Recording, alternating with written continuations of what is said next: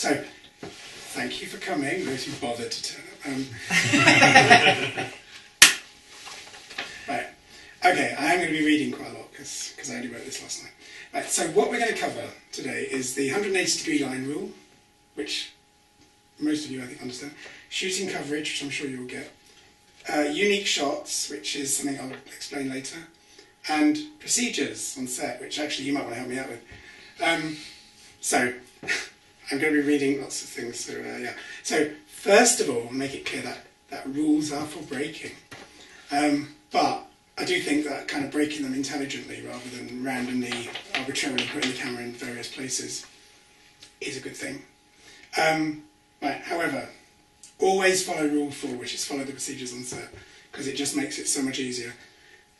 And if you follow rules 1 and 2, you can basically direct a soap opera, because that's pretty much what they do. It's just basic stuff. And rule 3 isn't really a rule, but it's the kind of thing that will turn it from a soap opera into something cinematic, I think. I'm sure you know, it feels weird, because I think you probably will know this. But these people don't. I don't know the proper term, so this is great. Tell me. Well, okay. I'm not sure that unique shot is a real term. It's kind of just... I'll tell you how I heard it. Okay. So the other thing is, this is all about camera position, so it's not about directing actors or getting drama out of the scene. It is just about how you use the camera. And there's quite a lot of clips, so I hope you're all happy to watch lots and lots of films. Yeah.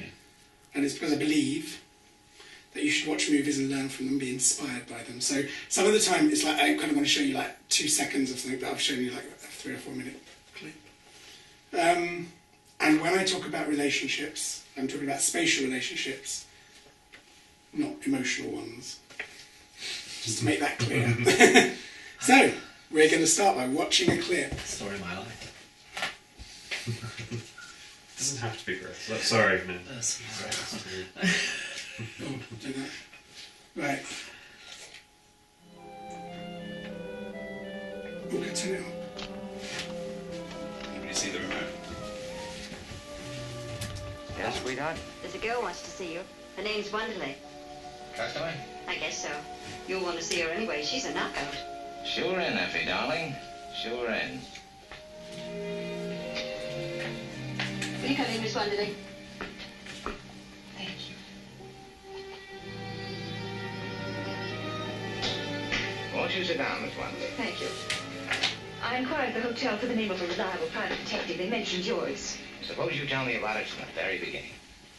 I'm from New York. Uh-huh. I'm trying to find my sister.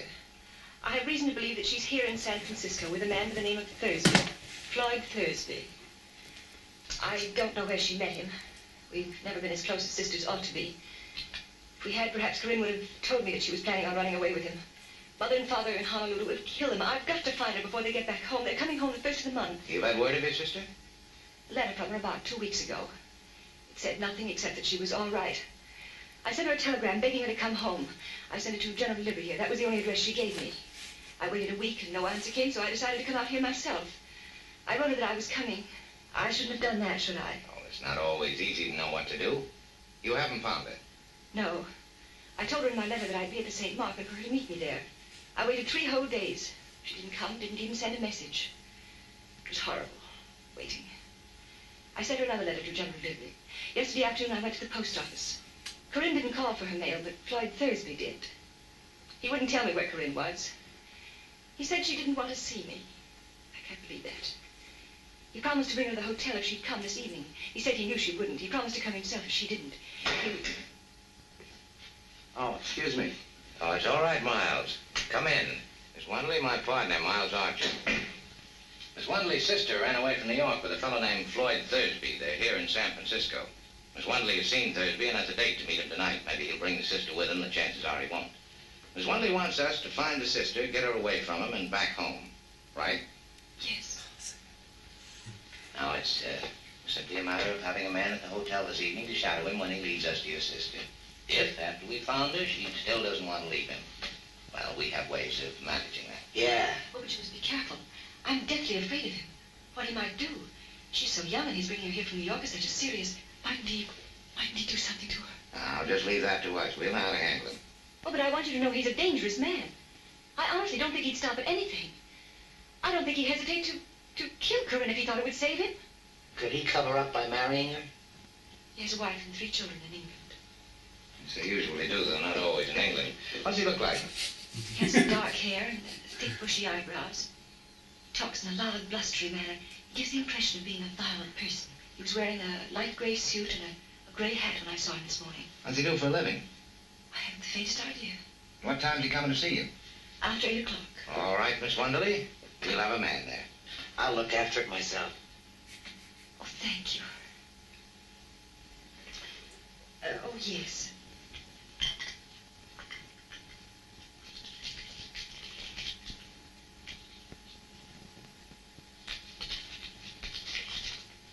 Will that be enough? Thank you. Not at all. Oh, it'll help some if you meet Thursby in the lobby. I will. Hey, you don't have to look for me. I'll see you all right. Thank you. He totally goes it. Right. Thank you so much. Goodbye. You're right enough. They have brothers in her bag. What do you think of her? Oh, she's sweet. Maybe you saw her first, Sam, but I spoke first. You got brains. Yes, you have. Okay, so that was the Maltese Falcon, in case anyone didn't know. So that's kind of a fairly classic Hollywood film. And I think when you watch it, there's nothing confusing about it. It's completely, you know what's going on, you know where everyone is in relation to everyone else. And that is because it is basically obeying all sorts of rules, but one of them is the 180-degree line rule, which says if you get 2 characters, I'm going to demonstrate this in a minute, get 2 characters facing each other, if you put like a line between their heads, a piece of string, an imaginary piece of string, the camera always stays on one side of it. So what it means is that when Humphrey Bogart there is looking right to left and Mary Astor is always looking left to right, so they're always looking at each other. It looks like they're looking at each other. Because, actually this was the reason I was supposed to do this, because we are turning a 3D world that we live in into a 2D world, and we've got to kind of make it make sense. And it's very easy if I'm looking at you and I suddenly turn around like that, everybody can see that I've done that and they can see that I haven't moved, whereas if we put that on film as 2 close-ups, it will suddenly look really strange. So whenever anybody turns around, when Miles comes in the room, he crosses the room and he turns around and faces Miss Wenderley, whatever her name is. But we see that in a big wide shot, so that we're never quite confused about where he is. And actually there is a bit in that, when it cuts to him and he's holding the money, where he has turned around out of shot, and I don't know if anybody kind of noticed that, but it's slightly jarring. It's not too bad, but it is a little bit jarring in that, because it hasn't entirely obeyed that rule. So that's the 180-degree line rule. That's how you Have explain. you really not? Have you not? I kind of know it, but not vocally. Not like intellectually. Expressing it would be really. If someone said to me, because Kerry said to me, "What's the 180-degree rule?" and I think I've burbled on about, oh, you've got to be like there, and the camera's there, but you can't take the camera over there because people get confused and it jars, even though I've done it. But anyway, It's so weird because I remember it as like looking left to right, and like if your how you remember? your character's looking that way, and then if you cross the line, the character's looking in the same direction as the previous one. It's if the camera crosses the line. If the camera crosses the The one thing that what you were saying at the end there, that always gets me is when you get a character into the room and they cross over and stuff. Like which angle's the best one to go from? Well, what they do in that, they show it in wide. So that's what establishing. That's typically what you do. So you see them into the room. In a wide. And you could just cut to close-ups of the other 2, and then suddenly he's kind of sat there, and it would kind of actually be logical, but it would be be a bit weird. jarring, wouldn't it? So cut to a wide, see him walk in, see him sit down, and in fact he never gets a close-up. I think he's only ever shown in 2-shot with Bogart. So they don't really have that kind of crossing the line problem, but we will come to one where they do later. Anyway, I now want to demonstrate, so I need to put this on. What do I do with this? That's it. You put it onto these 2 cameras. Oh, the 2 cameras connected to the telly. Yeah, it's all very clever. Cool. And I'll turn them on because they do I'm matter. just getting very excited. That's alright. Oh, yeah, so if you turn it on, it should. Oh, you've got to switch the cameras on, yeah. No signal. Oh, is that close? The cameras aren't on, are they? Whoa! Feedback. Tell you what, Mute it. it's better. Auto You only need sound. Right. So if you Oh, God, where am I? Am I down here? so this is framing that leaves a bit to be desired, but Subjects leave a bit to be desired. isn't it? Close up on David. okay. So that's David, and you can see that they are facing each other, and the cameras are on the same side of an imaginary Sort of line wants between to their see them, heads. obviously. Yeah. Yeah, imaginary line between their heads. Do you want to swap? Because I know it a little bit. Or... No, I Oh, know okay. it. Oh, I just okay. want to look at it. Yeah. You want to see yourself on camera? If you want to swap, Just sort of see you're the welcome. effect. Yeah. Anyway, so David and Will, am I right? Yes. And Yep. then back to David, back to Will. But there's nothing weird there. Okay. Will, would you face the other way? This way? Yes. So Will is turning round, and you can see that they're facing the same direction, and you can see in reality that they are in fact facing the same direction. Yes? Yes. Okay, so now we're going to attempt. I should have bought extensions for this, shouldn't I? I'm going to attempt to cross the line. Could you just move where the camera is, please, Will? So, in fact, why don't you look at David? That'll make it clearer. With the sunglasses on. With the sunglasses on. Right, so now, I'm a favourite of that. 50 Shades I of... thought you were doing like a beacon thing. 50 Shades of... right, so you can see that there's a line between their heads. Can you see it on the camera? Yes. There's a line between their heads, but the cameras is here and here, so the cameras have crossed the line. Right. And when we cut to, you can see it looks as though they're facing the same direction. Yes. So in a two-dimensional world, that doesn't make any sense. Yeah. But in a three-dimensional world, we can understand what's going on. So that's the kind of logic of it, really. Right. Okay? Right, okay. I'm going to leave the cameras on, but you can go up for a bit, because there is a... Cool. Hang on, I might... Oh, no, hang on. No, there is another... Oh, no, I'm going to show you a couple more clips, and then... But I'll leave the camera switched on. Sorry about the lines on the screen. Is that what Ben said?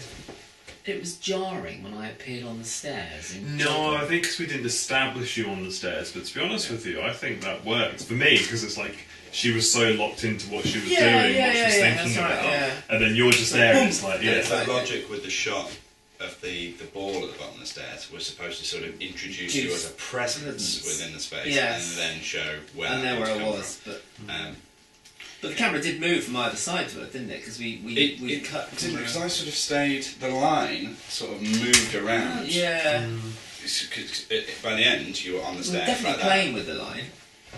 But yeah, But the line does move. I mean, if you move... No, the line Yeah. moves. Yeah, sure. So that's why I was trying to, because at one point I was thinking of shooting Hazel coming in from in front of the door. Yeah. But that would have meant that That would have she'd have really to come in and across. skewed it, So yeah. I sort of stayed here and shot everything. Yes. The action kind of went around the room. Yeah. So can I give you... You want to Back back to to the DVD, back to the please. jockey? I like to understand what I'm doing sometimes. No,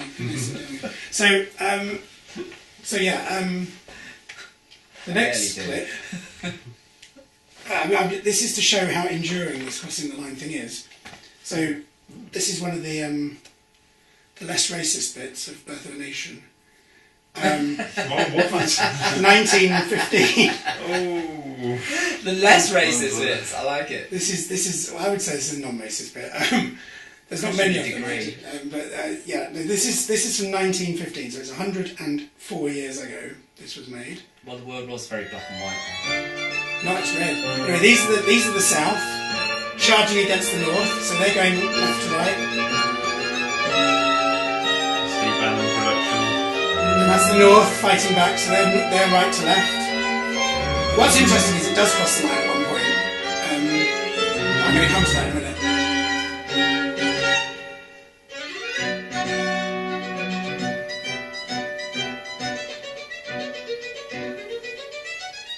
harder to get dialogue scenes in silent movies, but you get the idea about crossing the line. About not crossing the line. We do cross the line in the next shot, though. So he's now looking right to left, which is, I think, is a mistake, but I don't think it's a deliberate mistake. But apart from that, everything is.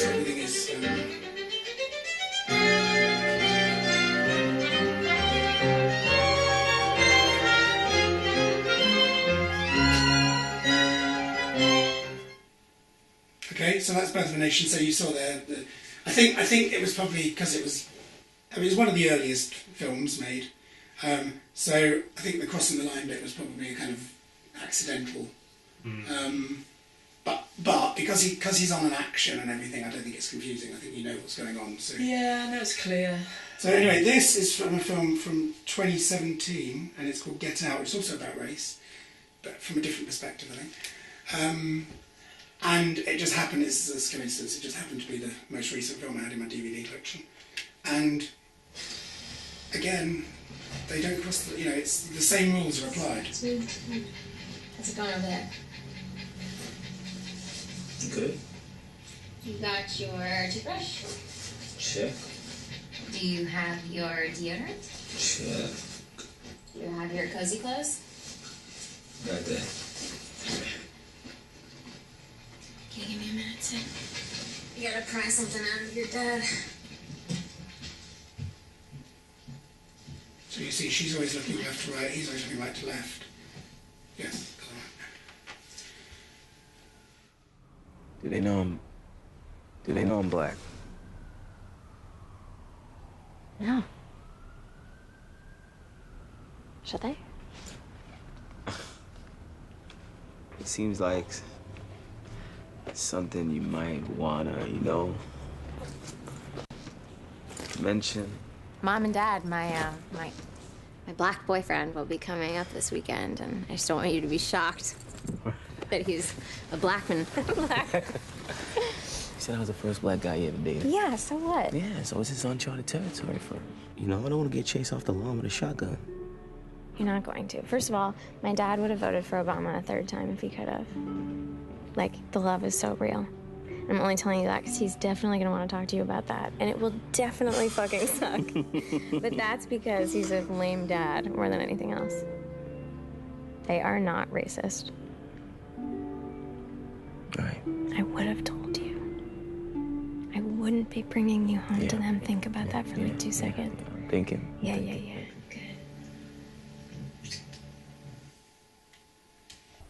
Okay. Apparently the Obama twice thing the guy played, he didn't realise that it was a joke line before. He thought it was like him being really... Oh God. Right, okay. Very nearly.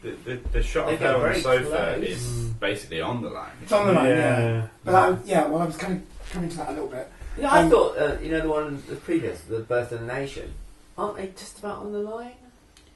When he puts the thing in the cannon. Yeah, and then he kind of looks from that. They go from this angle, don't they? Well, he's kind of on that side. Just about. I guess you know which way the cannon is facing, so you kind of get a reference where they are. But it is facing the other way in that close-up. So it is cannon. Sorry. So, no, it's not. Anyway, so that's 102 years apart, those films, and they're still obeying the same rules. Still rules. And I'm going to need the tally on again. There's a line that cannot be crossed. It is. It can be. But doing my own technical as well. So, but what that means, if you film on the line, that's fine. I'm going to come to that in a minute, actually. But what it kind of means artistically is that you can is that although the audience won't exactly twig if somebody crosses the line. I mean, I think if I hadn't pointed it out, you probably would have just watched that clip if you weren't looking for the lines. Just watching Birth of a Nation, you probably wouldn't have twigged. But there's something about it that just makes them uncomfortable, and you can use that, I think, artistically. So if you show people in profile, it's very obvious that you're crossing the line. However, I need Will and David again. If you do what is more common when you do a close-up, Where do I sit? Well, if you could sit, sort of, I want to do it like an OTS type thing. Okay. So should I sit? Yeah, you. Can you come here? Thank you. And then if you. Are we gonna directly in front? I don't know how much room have I got. Not much. Okay. Tell you what, David. Why don't you go back a little bit and then we'll.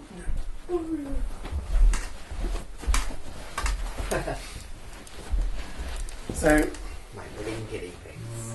Okay, but this is not the way I choose to frame it, but I can't be bothered to frame it. So this is not crossing the line. They are both facing.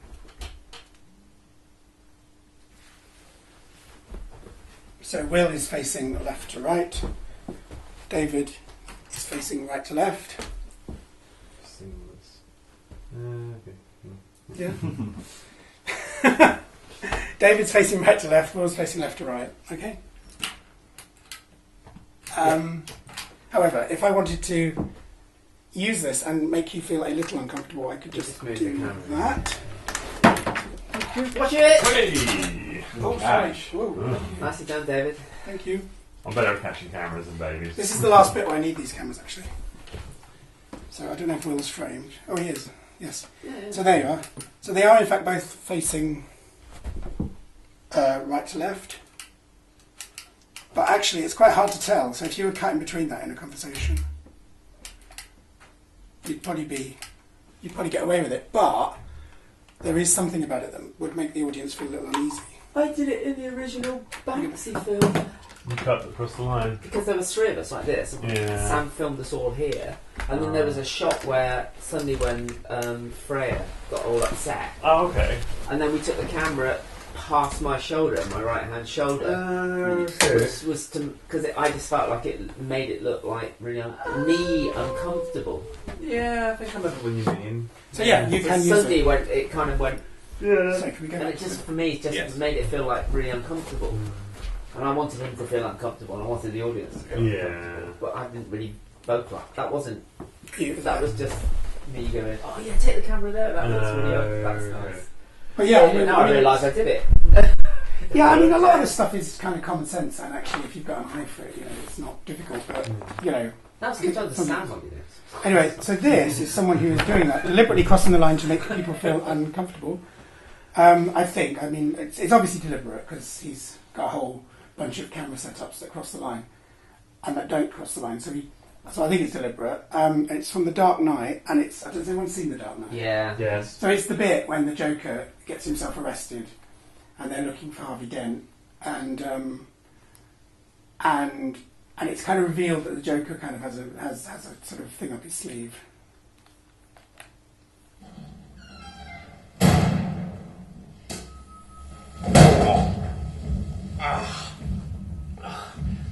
Never start with the head. The victim gets all fuzzy. You can't feel the neck.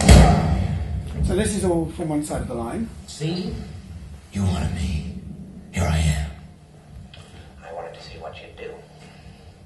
And you didn't disappoint. So same side of the line. You let 5 people die. Then you let Dent take your place. Even to a guy like me, that's cold. Where's Dent? Those Across muscles the want line. you gone so they can get back to the way things were. Because it disorientates I know you, the truth. which is There's what the no Joker going does. back. You've Yeah. changed things. Forever. It's deliberate. And why do you want to kill me? I don't want to kill you. What would I do without Presumably you? when your soul Go is back to free, you ripping do- out my pick up on killers? that. No, you complete me. You're garbage who kills for money. Don't talk like one of them. You're not. Even if you'd like to be. To them, you're just a freak. Like me. Again. I need you right It is now. panning towards the line. It's sort of swaying back and forward. Yeah, There's it- a little bit of a Like a pan. leopard. Yeah, but It's I going think back as if it was going to cross it. yeah. It's a bad joke. You dropped at the first sign of trouble. They're only as good as the world allows them to be. I'll show you. When There's the a bit in chips the are middle down. where you. I'll show you. These civilized people, they'll eat each other. See, I'm not a monster. I'm just ahead of the curve. Where's I'll save you. Who's in control? I have one rule. Oh, then that's the rule you'll have to break to know the truth. Which is? The only sensible way to live in this world is without rules. And tonight you're gonna break your one rule. I'm considering it. No, there's only minutes left. You're gonna have to play my little game if you want to save one of them. Yeah. You know, for a while there, I thought you really were, Dan. The way you threw yourself after her.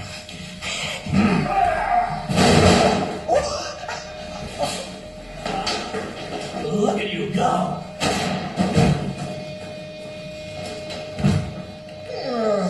Does Harvey know about you and his little money? So this next bit, Killing so he's looking right to left. He's also between one wife or the other. Your friend, the district attorney. I think it's to be. I mean, he could have filmed the other side of Batman. Yeah. I think he wanted the fist. Oh, okay. I presume. Nothing to threaten me with. He would have lost a lot of impact if he was filming. Don't worry, I'm going to tell you where they are. Both of them. And that's the point. You'll have to choose. He's at 250 52nd Street, and she's on Avenue X. That's just it. Okay, so I just realised I do need the cameras again. One more bit. So there you go. So crossing the line, and you get away with it as long as you're not, as you say, it's panning slightly, but it's not like it's almost like a pendulum swing. Yeah, and that is actually unacceptable. If you actually cross the line with the camera, that's an acceptable way of doing it. And the other thing is shooting directly on the line. So you shoot from this side, then shoot on the line, then you shoot from that side. You can do it. Well, that's a bit clunky, but that is a way of doing it. But crossing the line in shot with the camera is an acceptable way of doing it. However, what that then does is re-establish the line, and I have another clip.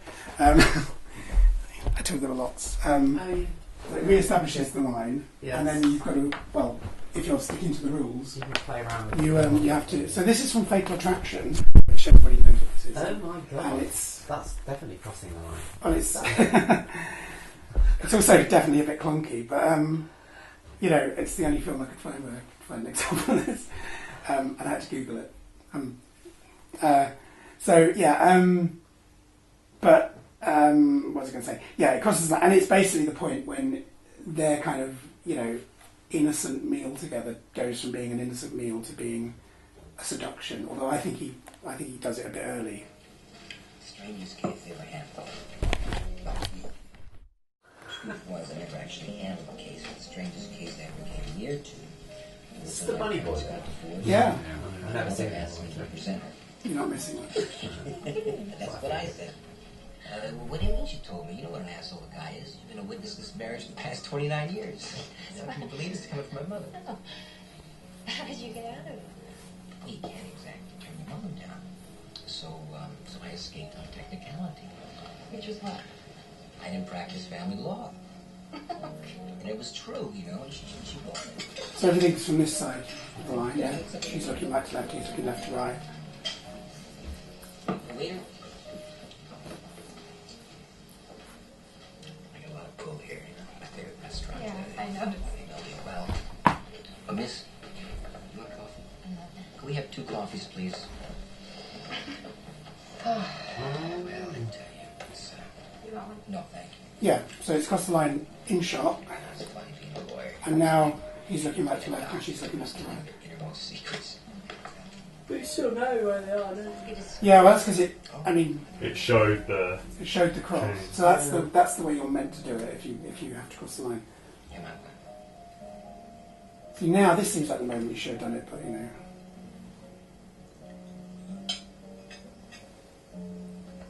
C'est la vie. Yeah, I see what you mean. Me too. She is really, really properly scary. Yeah, you wouldn't. I think probably she wouldn't, would you? No. Well, having seen, like, if it's one of those that you see it once and then you kind of see her performance again. I think like the film doesn't hold together particularly well, but she is really good in it. Yeah, I see what you mean. She is really good. I've only seen it once, and maybe I should watch it again. But it's really horribly uncomfortable. So where's your wife? Where's my wife? My wife is in the country with her parents visiting them all weekend. And you're here with a strange girl being a naughty boy? I don't think having dinner with anybody's a crime. Not yet. Would be. I don't know, what do you think? I definitely think it's going to be up to you. You just so in need of them. You wouldn't. Can't say yet. I haven't made up my mind.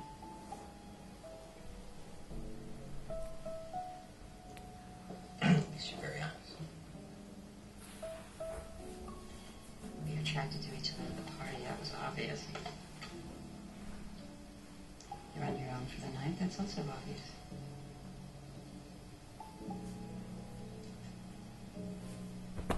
Two adults.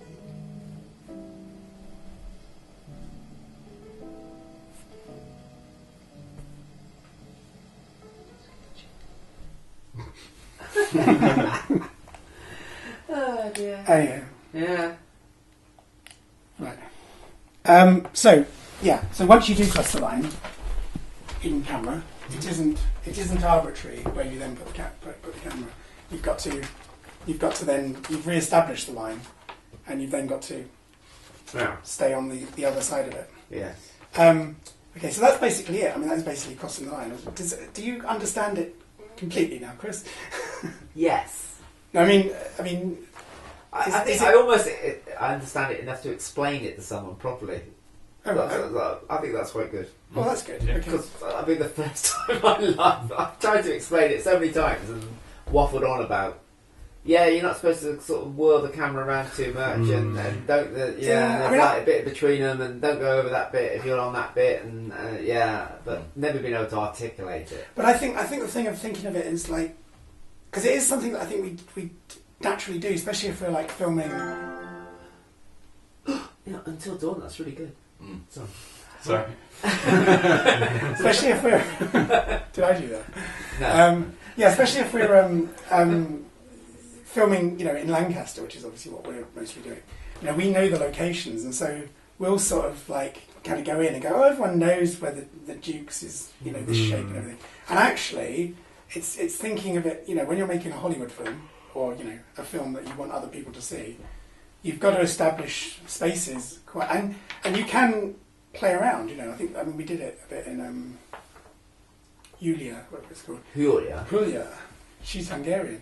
Where, in the Whale Tale, we kind of had her going that way out of shot, and then she kind of enters behind the bar, and it's like, well, you never quite see where the bar is in relation to it, and so it kind of make sense filmically. When you watch it and you know the Whale Tale, it's a bit odd. But anyway, that's right. So that's with 2 people, and when it comes to 3 people, it's much more complicated. And actually, to be honest, I kept going over this in my head and going, no, it's like. But basically, I think what you really have to do is establish a main line between 2 of them. You kind of draw a triangle between the 3 of them. Right. So you've got the red, the absolute main line. You do all your wides and 2 shots and everything from that side of the line. And then, if you've got, so say it's you, Will, and me talking to each other, there'll be a line between you and Will. So the wide shot's here, so it's back of my head. Close up of Will, close up of you, that's not crossing the line. Close up of you when you're talking to me from here, that's not crossing the line. Then close up of me from behind you, and that is crossing the line, but you've established a new line. Right. And then if I'm talking to Will, then you have to do the same thing. Either put the camera there, so just swivel it, and then you've got to go on this shoulder for Will, or put the camera here, and then you've got. But actually, a lot of it depends on. Does that make sense? Yeah. A lot of it, I think, depends on kind of where people are looking at the time. And actually, the thing is, if you get beyond sort of 3 characters, it starts being so many flipping camera angles, you just kind of give up, I think. So, but again, I think it kind of comes down to this thing of if you establish the space carefully, then you can get away with it. Yeah, and I've got this shot. If you do an establishing shot and then you make sure nobody moves around the scene without you seeing them move around. Yeah, and stuff like that. But in the end, I mean, you inevitably end up crossing the line. It's just because it's so. I've got this scene from Casablanca, and I've kept putting pauses in it and I've got rid of the dialogue because I thought, in case anyone hasn't seen Casablanca, it's from right near the end. Didn't want to give away the plot. and apart from that, I'd start crying. And me. So, yeah. So, but also it means that we can talk a little bit. So, this is probably the most classic scene from Casablanca. Well, yeah, okay. Yeah. So no sound. So okay, we've established the space. Forget him.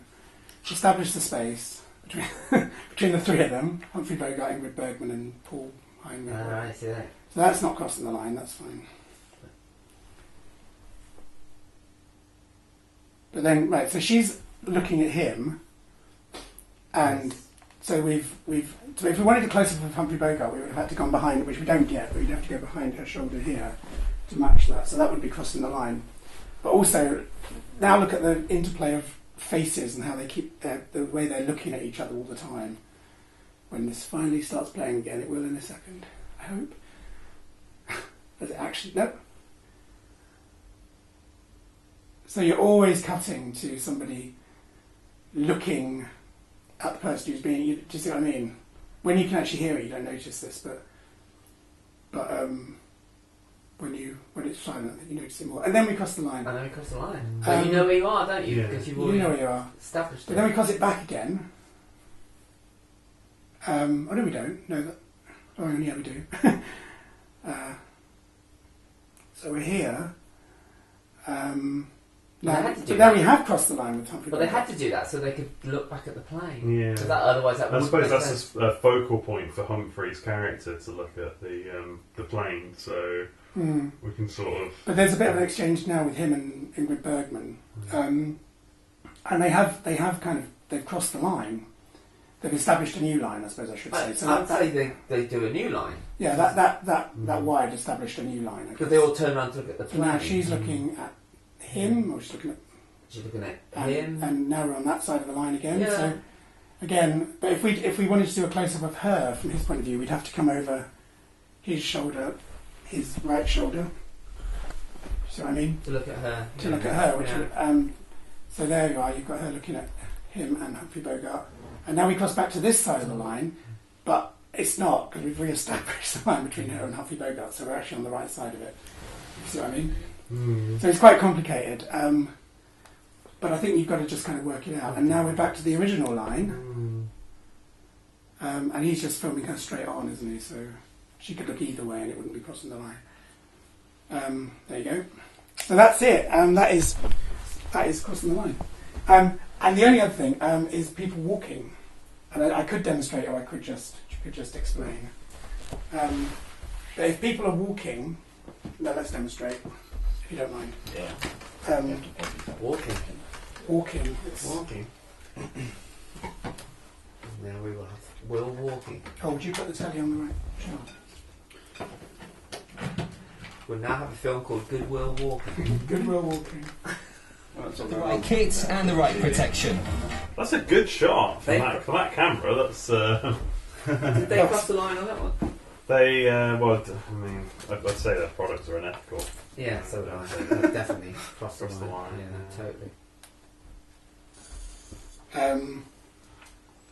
So. Do you want, it just will? Yeah, no, this is just. Why have we not got? Yeah, it'll come up, sure.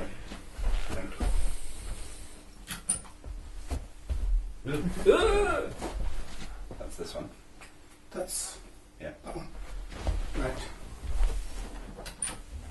And this one's not working. Oh yeah. What's that? That's my head. What's that blank thing? What's oh, that's on the telly. What's that ugly thing in the bottom left hand, right hand corner? No, I meant a black mark at the top of the telly. Right, so that's a Chris. It comes out of everyone. That's a Chris mug. Right, so Will, if you would walk across, you will see that he. There we go. Hang on. Yeah, do that again. Just do the thing when you go downstairs. Okay, so you see that he's travelling in the same direction. Yes. And that's not confusing. So no. So he leaves frame on one side. One side, and he enters the other and you side. know where he's going. So if I cross the line with the camera, can you walk between them without tripping over? Yeah. too. Just walk. Oh god, should have got extensions for these. Right, so if I've got it, it's this having to cut between them. Right, so you go there, ready to cut. Yes. Yes. Catapult yourself over that thing. Can you go under? Can maybe go under. And it didn't cut in time. Try again. Oh god. Yeah, try again. And you see, it looks like he changed direction. Yes. That wasn't the best, but you get the idea. Yeah. Yeah. So it's the same principle as when they're looking when we're looking the other way. Now I definitely have finished with the cameras now. You confuse the audience, otherwise they don't know where he's going. But you can use that obviously to show somebody's on a long journey, and that they are going. I know you're good. There's so lots you of different can, directions. So you can cross the line all sorts of times, but not on a short journey. But if if it's a direct cut, yeah. So that is actually it. That is the end of crossing the line.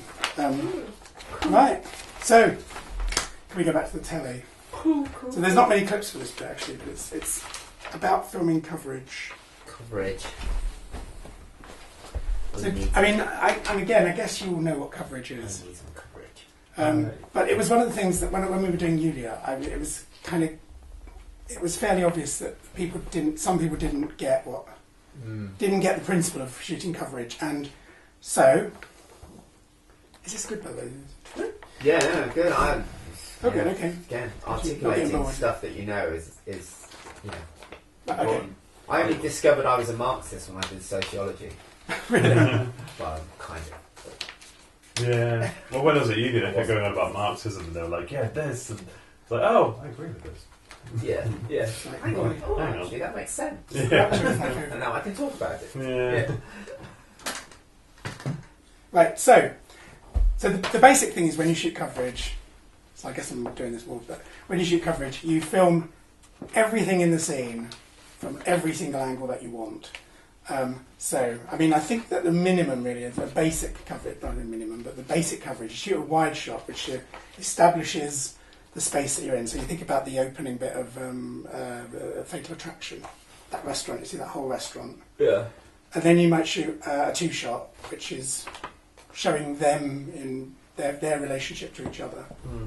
And then you might shoot mids, singles, so mids. And then you shoot close-ups, which you tend to do over the shoulder or behind. So I don't know about mids, maybe you do them that way as well. So that's 6 shots, and you do the whole scene 6 times from each of those camera angles. And what that allows, just why? Why would you do such a thing? And it's because it gives the editor every possibility to edit in and out of any particular shot and control the pace. And add things like reaction shots, and they add an enormous amount of drama and stuff like that. Okay, so that's why you would do that. Now, I think there are different opinions about this, but when you're filming wides, you kind of treat it like a stage play, and the actors act as they would naturally. But when you're filming close-ups, don't get them to interrupt each other. So even if they're supposed to be interrupting each other and talking over the top of each other, because they're just a shot of just them, just get them to talk and then leave a gap, and then the other person, even if they're meant to be interrupting them, right, get them to leave a gap. And the reason is that, it doesn't ruin the sound on their close-up or their, but also, again, it allows you to edit and put the pace that you want. And, and they can edit in the interruptions. The editor. So that's quite important. I mean, those are quite important things. So the exception to this is if there's a little bit of a scene, like a close-up of a mug, and they want to pick it up and you want a close-up of it, for example. You don't have to film the whole scene, just a shot of a mug waiting, and then, you just film the 10 seconds and then somebody picks it up and then cut it. Or if they go to, say that you're sitting on this sofa and I was filming you, and then you went over there and said one line, and then I wouldn't just film that corner of the room and just have you walk in, say your line, and walk out. But what I would do is film that corner of the room and have you walk in and have you walk out. I mean, film the whole of the bit and make sure you get the entrance and the leaving, because that's going to help the editor. and it gives a cutting point. So in terms of audio, so that's really it. I mean, that is coverage. So, is that clear? Covered the coverage. That's good. Is that really clear? Yeah. Okay. So recording audio. When you're recording audio, what you really want to do is get rid of any noise that isn't dialogue. So anything that comes in the scene that isn't dialogue, even if it's so it's like a door slamming in the background or a clock ticking. Yeah. But no, I mean even noises that they react to and stuff. I would try not to get them in the shot, not to get them on recorded. And I mean, obviously, if there's a cup and they pick it up, it's going to make a noise, so you can't help that. But as much as you can, and you get rid of noise. And I had a little anecdote. When I was doing my graduation film, there was a scene where a man was talking to his wife, and he was old, and he was meant to be dying, and he'd stopped taking his pills because he'd given up on life. And then, because it's that kind of film, his grandson comes to stay, and he gets this new lease of life, and he starts taking his pills again. And his wife finds out that he's not taking his pills, and she's really angry at him, and says, please start taking your pills again. And the way that we did it, he just picked up the pills and rattled them. And we filmed it, without really thinking about it, with pills in the bottle, and they rattled. And then the editor couldn't edit the scene because it just kept moving. It was rattling over her lines, then over his lines, and it never quite... And he just said, if you just had an empty pill bottle... I mean, he did edit the scene, but it was like he was really limited. A lot easier. And if he just had an empty pill bottle, and then we'd recorded the sound afterwards... I suppose if you have to pay an editor as well, then it's like that's just an extra charge too. The time. But I mean, also, it really limits the artistic choices you've got as well. So it's financial. So try and get rid of as many of those sounds as possible, and then afterwards put them in after. Record them on set at the time if you have time, because that's going to match then rather than having to go to a studio or whatever. But always record an Atmos track, unless there's unless it's like you absolutely are like filming an air show or something, and you want it to be a tranquil, unless there's some really good reason, just get one because it's a minute of time. And perhaps I should explain what an Atmos track is, which is just a recording of the, just a recording of the sound, it's the camera, just a recording of the sound of the environment without any actors, without any talking, without people putting equipment away and things like that, which is the hardest bit, actually, to get them to stop. But it just means that, again, it's partly to do with controlling the pace when the editor, because they might want to put in a gap that the actors haven't left, and so you cut and then you leave a 10-second gap, and and actually it's got dialogue on it, and you can't use any of that sound, so you cut it and you put the Atmos track in. But it also hides edits. It hides the noise of edits, because if you're filming by a road, it might be really busy when you're doing one person's close-up and quite quiet when you do another person's, and you're going to get that every time it cuts to that person. So you kind of get an Atmos of that, and you try and get the noisiest bit, I guess, and you can put that over, and it just puts that all the way through. Yeah.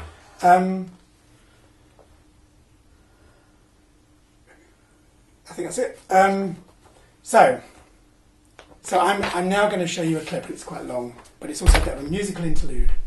But if anybody giggles, they have to leave, because it's West Side Story, and it's marvellous, and it basically is a brilliant combination of coverage, like filming the whole scene, because you see right at the beginning of the scene and right at the end of the scene this absolutely very wide shot, but it's there, and I presume he filmed the whole scene. He may not have done, he may have just filmed bits, but presumably filmed the whole scene. It's a big budget film, isn't it? And there's all sorts of shots where it's Tony and Maria, and it's the bit when it's the kind of Romeo and Juliet, where art thou sort of balcony scene that I'm going to show you, and Tony, there's a big chunk where he's down on the ground and it's looking down on him, and then he kind of goes out of shot, and then he comes back in. I don't know whether they filmed the whole scene, but they might have done, just because of performance, for a sort of performance point of view, they might have just kept the camera running. I don't know, but certainly they filmed everything that was needed of that, and it has a little cutaway bit, which I presume they didn't film the whole scene for. And it has a lovely song. So, can we watch that? If you'll play. They're making this. Are they? I know Spielberg's doing it, isn't he? Oh, really? Yeah.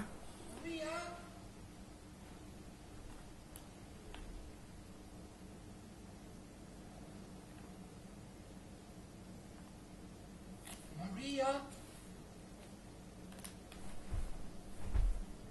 Maria? Shh. Maria. Quiet.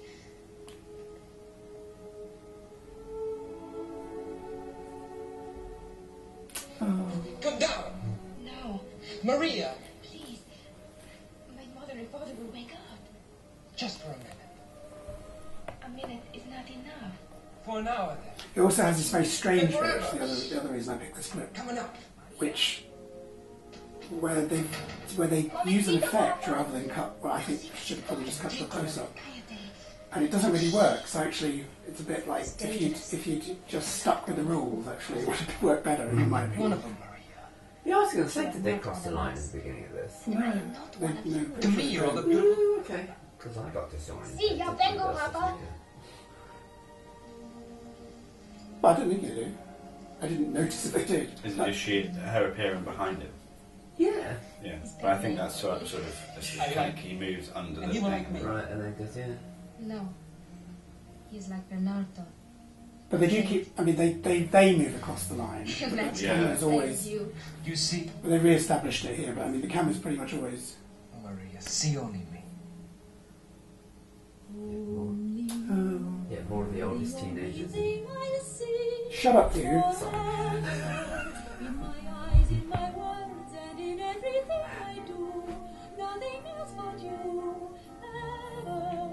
And there's nothing for me but Maria. Every sight I see is Maria. Oh God, he is. So what? No way. He's Ben Horn in Twin Peaks. Every thought I'll ever know. Oh God, Where I yeah. go, you'll be all the way. Wow. You and me.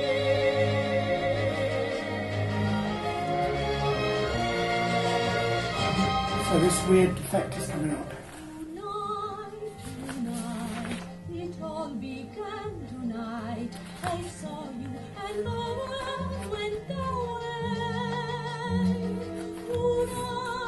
Tonight, there's only you tonight. What you are, what you do, what you say. Today, all day, I had the feeling a miracle would happen. I know now I was right. For here you are, and what was just a world is a start.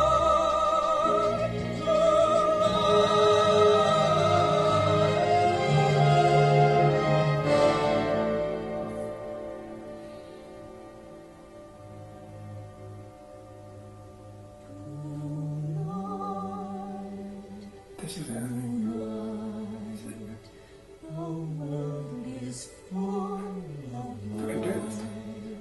With sun Wait, here we go. moons all over. So I think it's trying to isolate them, but it's kind of weird. Yeah, it's like they just sort of smudge the side of the lens. I mean, I suppose it's, what is it, I can't remember what year it is, I think this is early 60s, it's probably a bit more avant-garde than now. Now it looks like, you know, you get those phone videos on YouTube. Yeah, it does look like that, doesn't it? Yeah. But you know, at least he was trying something different. And what was just Maybe it just started raining really, really intensely. Either side. I guess it's isolated from the rest of the world. Yeah, but I just think a close-up would have done it. Yeah. Or just even dim the lights a little bit. Yeah, just to highlight Yeah. them a bit. Yeah. Subtly, yeah. But no, it's not that subtle, is it? No, that's just... That wasn't subtle. So here's the bit by the ladder, which here's the bit. Hang on, not yet. In a minute. Does he leave up the ladder? He did. We saw that. We see him come up the ladder. Yeah, but does he leave? He goes down. Yes. All right. Buenas noches. I thought that would be weird if he exited the scene. I don't know where I'm going. No, but watch, see, I think this is a cutaway coming up here.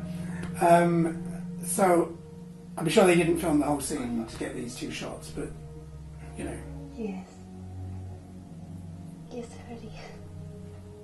But apart from that, I think they probably did. Tony?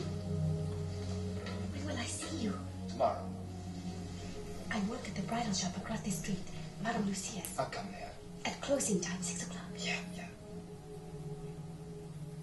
Good night. Apparently they have no idea where the balcony came from in Romeo and Juliet. It's not in the script. Really? Yeah. No, it just is a convention, and the history of when it was first done is completely lost. Nobody knows who did it. Yeah. You even have Juliet balconies, don't you? Yeah. Because in terms of, like, it makes sense. Yeah. You know, as a, yeah. I'm just on the street. This is far better than Romeo and Juliet anyway. Tony. Oh, you've got no soul. Yeah. Te adoro, Anton. Te adoro, Maria.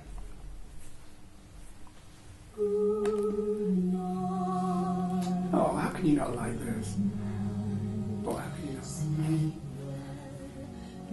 I mean, it's alright, but it's not as good as Romeo and Juliet. I mean, it depends on the version of Romeo and Juliet. Yeah, that's true. Yeah, I've seen some bad ones. Yeah.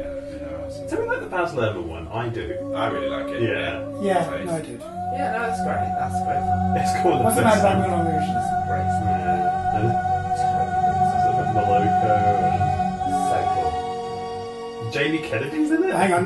So it cuts back to that. So there she is, you see, it's not. Yeah. And I just love this next line. The next scene.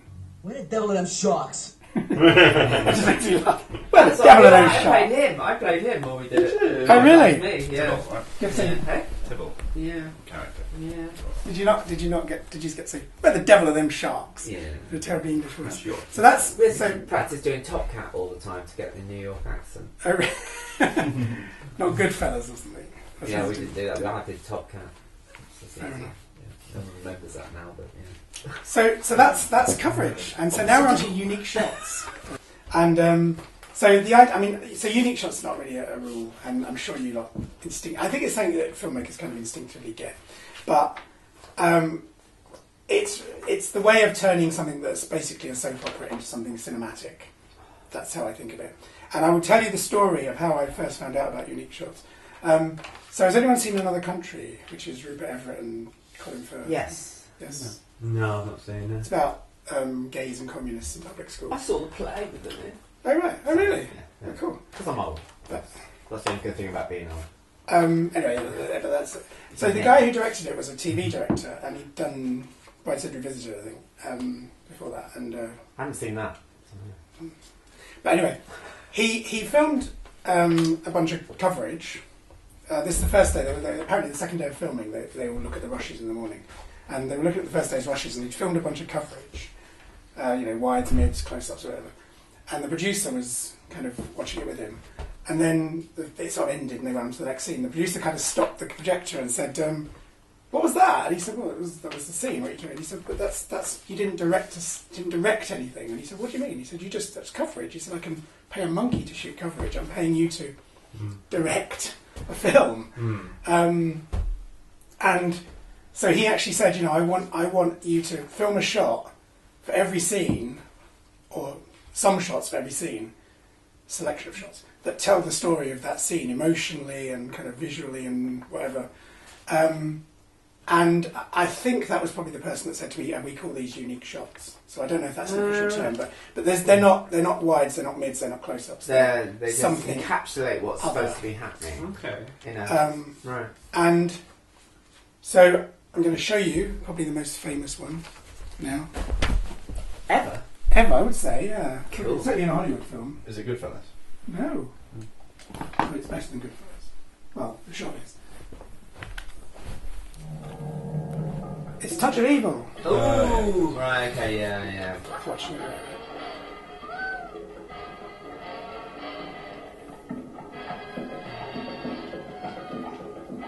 It's that shadow on the wall.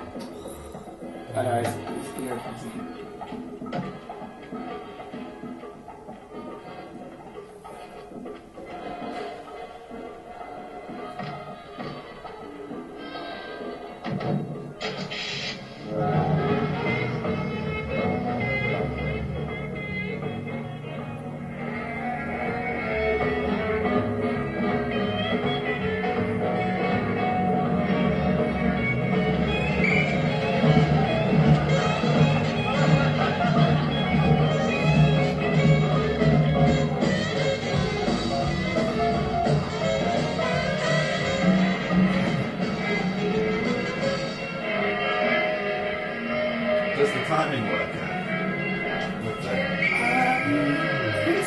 it for 5? It's about 3.5 minutes. So I can't remember what he said.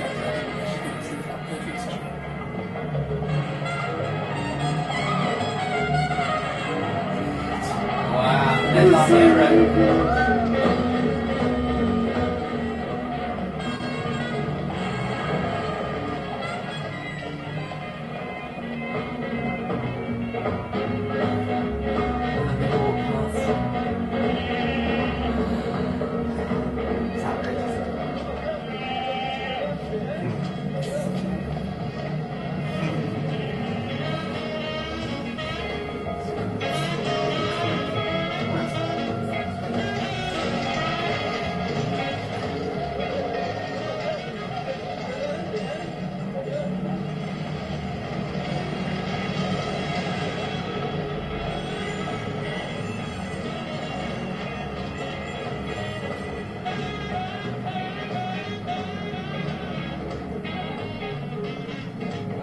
You folks are American citizens? I am, yes. Where were you born, miss? Mrs. What? Philadelphia. The name is Vargas. Hey, Jim! You see who's here? Sure, Mr. Vargas. Out on the trail of another dope ring? On the trail of a chocolate soda for my wife. Your wife? Yeah, you're right, officer. Hey, can I get through? A lot of talk up here about how you cracked that Grandy business. Yeah, I hear you caught the big boss. Only one of them. The Grandys are a big family. Good night. No purchases, Mr. Lancaster. Hey, I got You're American citizen, miss? No, I got this ticking noise. Yeah, okay. No, really, the Good ticking night. noise in my head.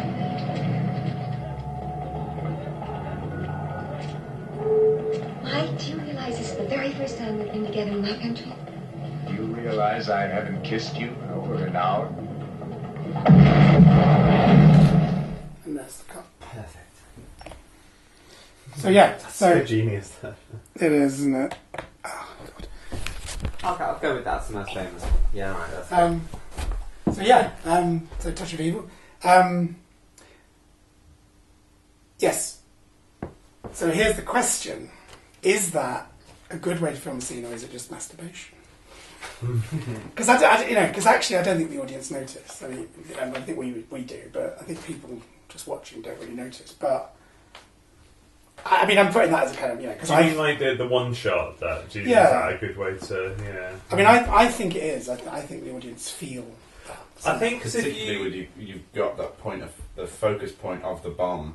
Yeah, winding its way through. Yeah, absolutely. It sells that moment. And also, because when he sets the bomb, you think, you're sort of going, okay, set the bomb's going to go off, and then when it's all continuing in the same shot, you think it's going to happen in that same moment. Yeah. So it is that kind of any minute now, it could happen within this same moment. Yeah.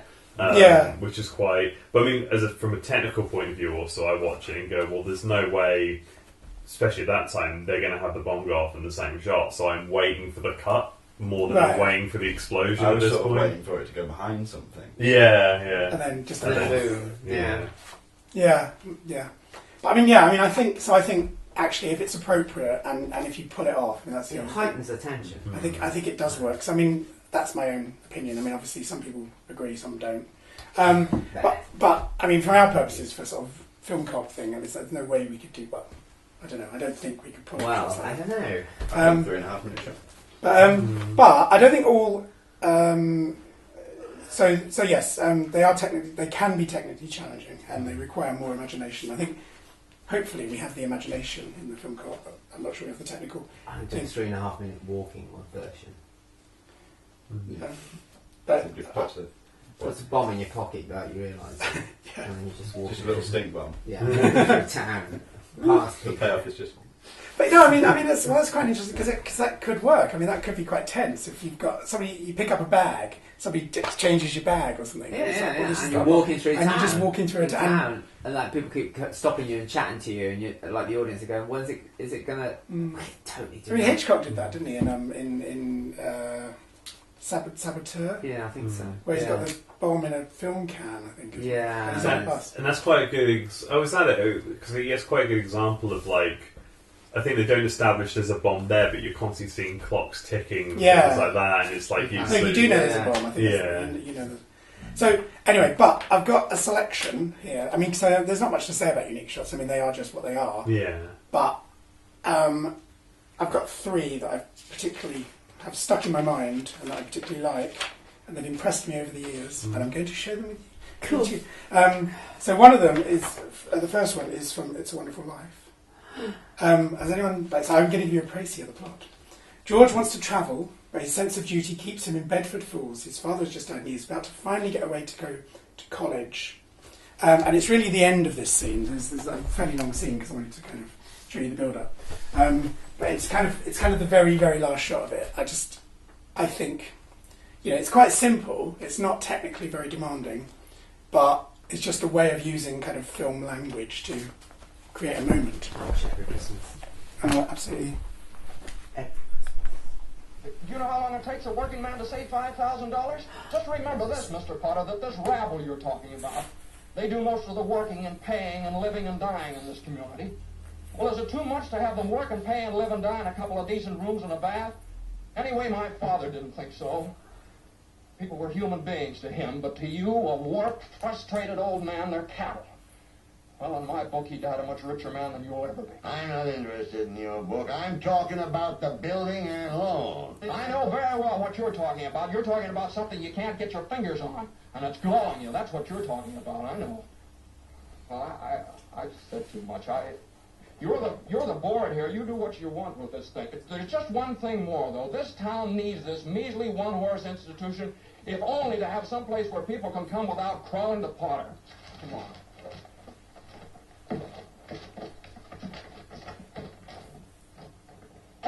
Sentimental hard work. I want my motion. Boy, oh boy, that was terrible, George. Oh boy, you shut his big mouth. You should have heard him. What happened? We heard a lot of yelling. Well, we're being voted out of business after 25 years. Oh. Easy come, easy go. Here it is. Help wanted. Female. You still want me to hang around, George? Yeah, I'll be right down. Yeah, hey, you miss your train. You're a week late for school already. Go on. What's going on? Oh, never mind. Don't worry about that. They're putting us out of business. So what? I can get another job. I'm only 55. 56. Go on. Hey, look, you gave up your boat trip. Now you don't want to miss college too, do you?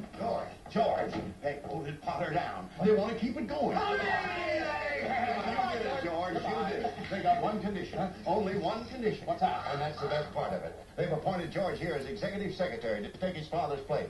Oh, no, but Uncle Billy is... You can keep him on. That's all right. As secretary, you can hire anyone you like. Dr. Cannonall, let's get this thing straight. I'm leaving. I'm leaving right now. I'm going to school. This is my last chance. Uncle Billy here. He's your man. But George, they'll vote with Potter otherwise. Yeah.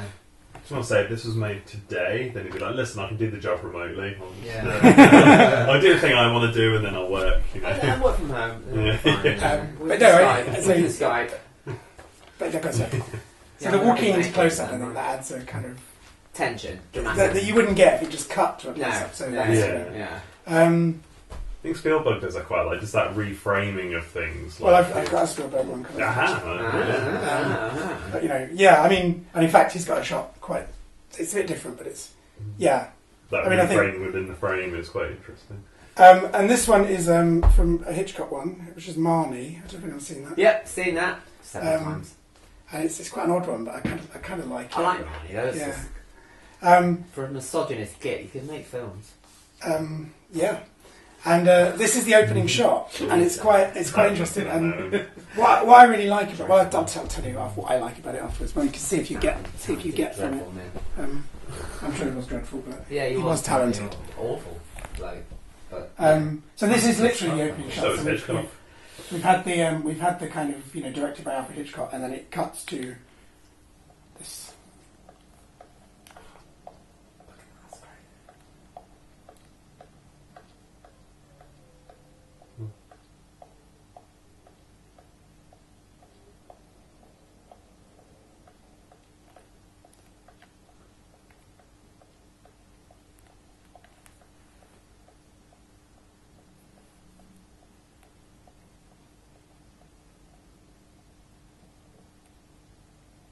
Robbed.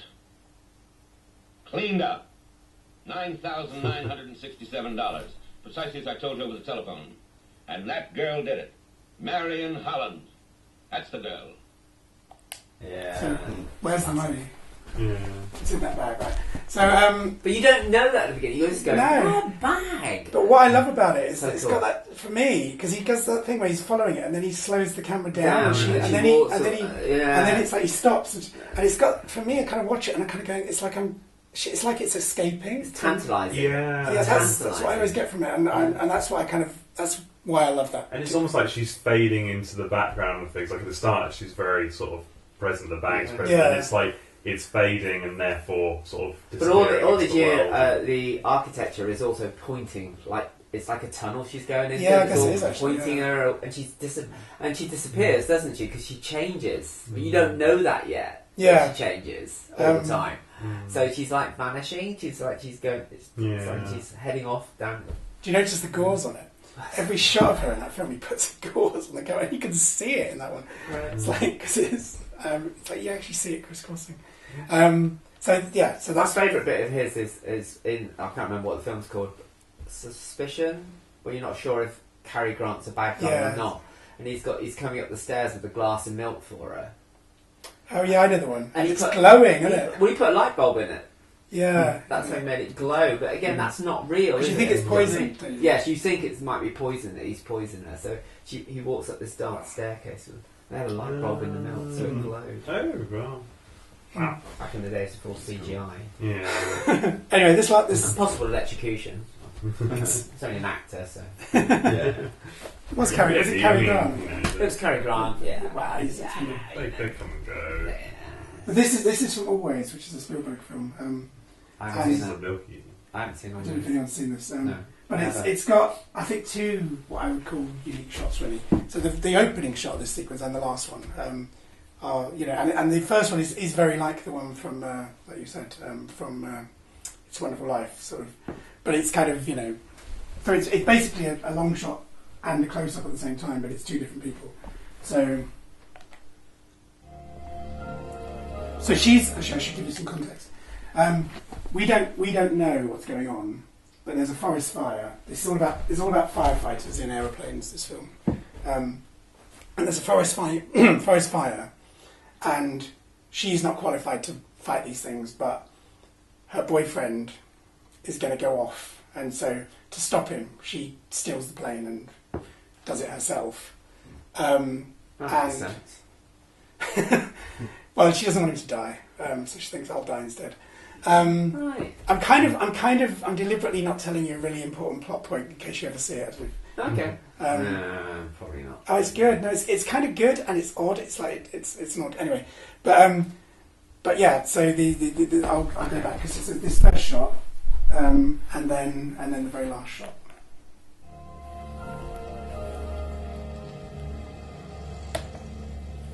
And again, it's not technically very difficult. I mean, is that her boyfriend? No. Oh.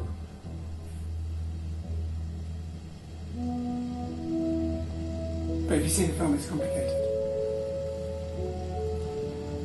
So, and they cross the line. They cross the line. I don't think it's deliberate. I think you just got it wrong. Oh, because you want to get her going towards the plane, don't you? So you'd have to have her. You have to just. No, but look, now she's crossed the line, and then he's looking that way.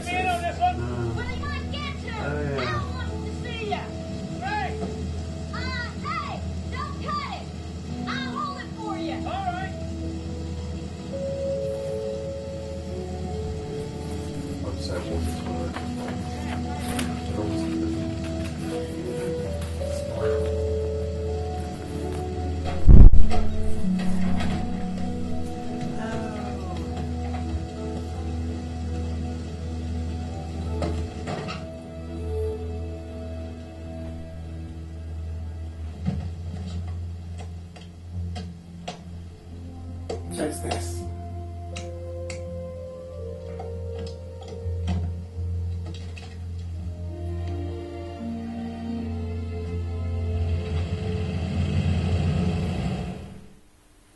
So yeah, are you getting inspired? I just really like that because I think that opening shot kind of gives you the sense that he realises something's wrong, and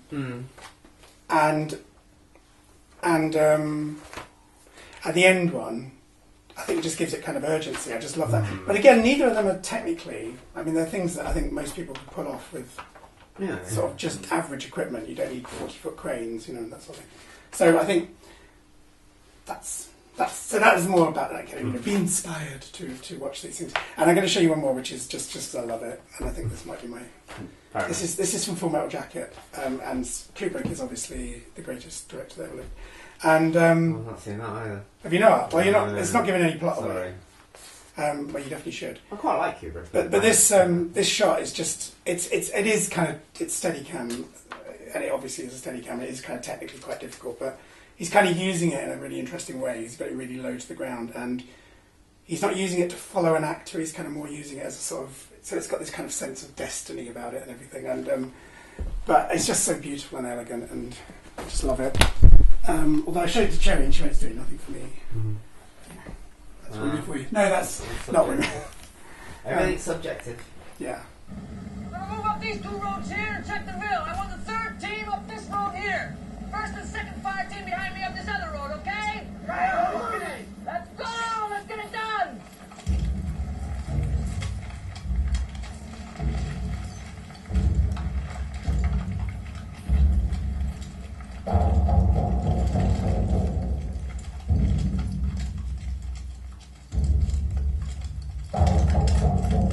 I loved it in the cinema. You could hear the sound going over the top of your head as they. I think it's a real, like you're one of them, and you're scared. Because you're not. Yeah. You can't see what's happening in the like. It's not cutting to a shot, looking down on them. It's just, and it's like you're one of them, and you're in there, and it's scary, and you can't see properly, and all you can see is the person in front of you, and you have no idea what's above them or around them or anything. It makes it really, and it's like movement all the time. It's and then the cut, right? Okay, And I mean Kubrick, you know, pretty much pioneered Steadicams. He moves the camera all the time, a lot, doesn't he? Yeah, I mean, it's like The Shining. You've seen The Shining going around the corridors. You've not seen The Shining? Oh my God! There were loads of great films I've never seen. It's on the Dukes every Halloween. It is, although they show a weird version. There's 2 versions of Shining. There is. It's the sort of American release. It's a bit longer. Yeah, which is actually not as good, I think. I haven't seen Clockwork Orange. I saw it in the cinema. Well, that was on at the Dukes like last week. Really good. Anyway, that's unique. Space Odyssey. You've seen that. Yeah, I saw it 4 times in the cinema, twice in one sitting. I was on LSD when I came out. I don't like 2001. I just can't. As a 16-year-old, it was. Yeah. Fuck, I've never seen anything like this. Yeah, in that was life. my. Yeah. Sure, me. I admire it again. I might not but like it as a piece. I just don't. Yeah. No, I completely love that. Because I saw Clockwork Orange at the time and I thought that was brilliant, and then I saw it again in the Dukes and kind of went. I'm actually less keen on Clockwork Orange, but I still like it. But yeah. Time anyway. Sometimes changes your view of things. So that's it for Unique Shots. Cool. So I hope did that make sense? That was really helpful because I did. Yeah, and it's always quite nice to see like different. Because you could have just jumped in the plane and flew off, couldn't you? Yeah. With no tension whatsoever, but the whole kind of. I think the problem is as well with like you kind of build up. I think the she's nervous. I think the problem is as well a lot of like new filmmakers and stuff. The first thing they'd want to do is open up on nice cinematic shots. So we open up on a propeller, then we cut to a shot of her, and then we might slow it down Michael Bay style a bit. Yeah. And then she gets in, we cut from one, and it's just like they kind of go for style over composition to make sense that goes with the actual story. Yeah. So the bit of the opening shot with the bag and the other film, and it was like, you know, we got someone walking along with the bag. It's early in the morning, we can't see anybody around her, like, but just in that one shot, you can establish she's getting a train first thing. And then you cut to another shot and it's like, where's the money? So in 2 shots, you know what the story is almost. Yeah, right, wait, it's telling a woman has stolen some money and is off with it. And she's off. Yeah. And then you've got a thing where, like, you know, your characters then have a motivation, they've got a goal and things like that. And she's mysterious because you haven't seen her yet. Yeah, you haven't seen her at all. You know that there's something. And you don't know why it's been stolen. I mean, you could be Greek, could be stolen. So it's like you've got that there, and I think that's really good. And I think, again, a lot of people just want to go with let's open up with a shot of her stealing the money, then we cut to a shot of this, and then, which case you've lost any mystery because you told the audience. Yeah. And whereas that's more mysterious, that's more like and intriguing because you want to know, well, where's she going? Who is she? What's she? You know, it's like yeah. Anyway, so that was it. So now it's just procedures really, and this. I mean, this was something I was kind of saying that on. I mean, I guess you lot know this. You're going to know all this, and it's just a checklist of things we say.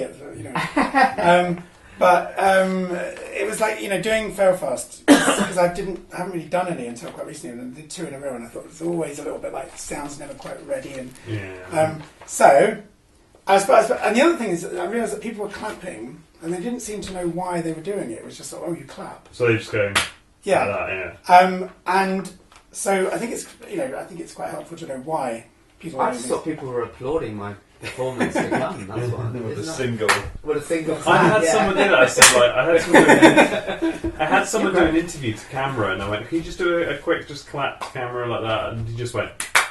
And I was like, just a single. So for the sake of the camera, so we clap, for sync. So we have a visual and we have an audio, and I guess it comes from when film cameras didn't have sound on them. But you can use a clapperboard. But obviously modern cameras do have sound on them. So if the clap is out of shot, it's not the end of the world. Although it's better if they are in shot. So anyway, the basic procedure actions that you do. So that's the purpose of the clapperboard. So the basic actions: block out the acting. That's the first thing you do. And it's amazing that directors don't do that. I think they get the camera in and go, I want the camera here, and then they start getting the actors to act to the camera, and it's like kind of. So when you've got the actors blocked out completely, block out the camera movements. It's fairly obvious, I would imagine. When you've got the camera blocked out, then start blocking out where the boom mic is going to go, because that's never done. I noticed as well that the idea of getting an edge of frame and everything, and that really requires the camera person and the sound person to be talking together, totally, and actually kind of getting the boom in frame and saying up, and that sort of thing. So that you've got those, and then they know what they're doing, and then, right. So then, when that's all done, you say, "Is everybody ready to film?" And hopefully they say yes. So then you ask for quiet, because again that's quite important, and you say that loud so everybody is quiet.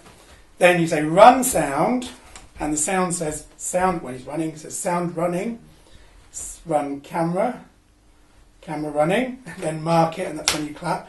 There's no point doing it obviously before the camera's running. So use the clapboard or clap your hands. Then the camera and the sound get into position because they may not be set at that point. So clap does not the same as action. So they have to reframe, refocus, whatever. And then they say camera set, sound set. And then the director says action. And the thing about saying action, the good thing about saying action is everybody knows at that point where they are. They know that action is the number one point when the shot starts. It's not some arbitrary, oh, she's acting and I'm following her. It's like action. And the other thing is it really, really, really helps the editor as well. Because you know that everything before that is useless. Yeah. And then when it's finished, you say cut. That's fairly obvious. That doesn't always happen. That doesn't always happen. No, yeah, and in fact, you were saying, like you sit. There's that. You're sort of actors. You're sort of like finish the scene. You're like. Yeah, as a director, I always get to the point where I think cut, and then I count. Should I stop now? Yeah, because I think for actors, sometimes the scene will end, but perhaps you're doing an expression that I really like, you and then you just want to keep it going. So it's like keep that going. Or there's a bit where you might even make a mistake, but it's like, I'll keep that in, but there's no point in cutting or anything like that. There's one thing I was thinking as well, which is quite useful, because when they first started, they were filmed on celluloid, the reel turned over. So when you say roll camera, a lot of places I've worked, they say turn over. And it helps to distinguish between roll sound and roll camera. So you go turn over, roll sound, and then it's a real sort of. And not everybody does it. That's the only thing. But a lot of places, a lot of places I have worked on. Okay, there's turn over, roll sound. And that's shooting on film, is it? Yeah, no, even shooting digital. It's just the language that's being different word, and then differentiation between the two. Yeah, and then the person on sound will go sound speed camera rolling, sound speed, and it's just two very distinct languages that's being used. You can differentiate. But again, not everyone does, especially obviously probably a younger generation of filmmakers who've not worked with celluloid. What do you mean turnover? Just record. I guess those would both come from tape, haven't they? Yeah. Turnover and sound speed. Like you've got to get it up to. Digitally, that won't be a couple of frames. It wasn't much, but it has a word into action, doesn't it? When I was working in London, it was definitely camera speed, sound speed. Right. Really? But I mean, well, the point, I think the more important thing is it's clear, isn't it? That everything's running. And then you wait for them to get set as well. It's not, and action is the point when everything starts happening, not the kind of flat. Maybe it could be an idea though, and I think particularly because obviously like with every film, like a new crew works together and then it dissipates, and sometimes it works together again, but it's usually new members, so at the start of every shoot, we sort of say, right, this is what's going to happen. Director's going to call action, but the first AD is going to make sure everything's rolling. So the director's just looking at. But if you haven't got a first AD, I think the director's. I think for all the fail fast sessions, I can first AD maybe and make sure everything's all running, and then you lot can sort of concentrate on the. Yeah. That's really good. I think finished. Hey, well done. A good really good idea. That was.